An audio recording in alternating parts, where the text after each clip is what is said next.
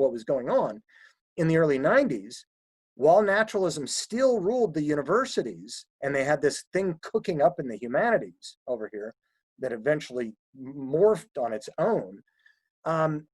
The ratio of left to right, liberal to conservative professors at the time was still about 2.3 to 1. And that's substantial once you start, adding up to 100 professors, and, where you end up getting, 50 to 25 or there's something like that. But still, 2.3 to 1, you've still got viewpoint diversity. You still have heterodoxy. You still have room for debate. And you can debate things and still pursue truth. Only scientific truth, mind you, now. But you could still debate things. And that's where we were.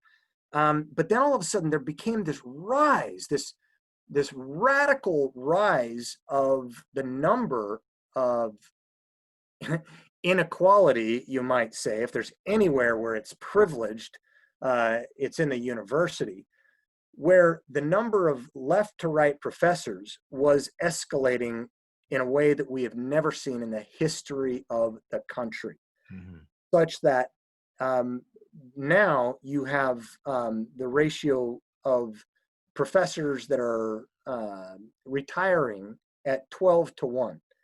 Professors that are under the age of 40 that give us the next 30 years, it's 23 to 1. In New England, it's 27 to 1. In some departments, like religious studies, it's 70 to 1.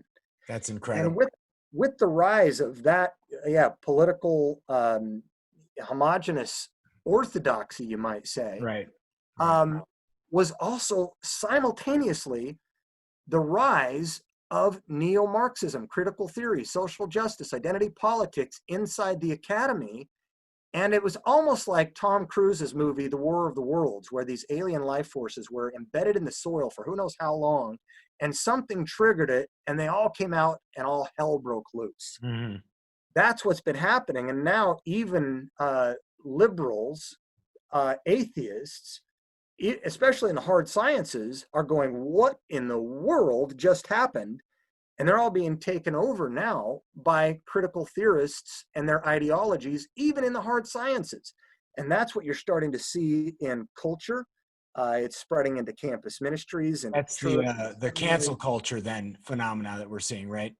Absolutely. Because remember, Voltaire would say, I may disagree with what you say, but I would defend to the death your right to say it. Stalin would say, ideas are more powerful than weapons. We don't allow our enemies to have weapons. Why should we let them have ideas?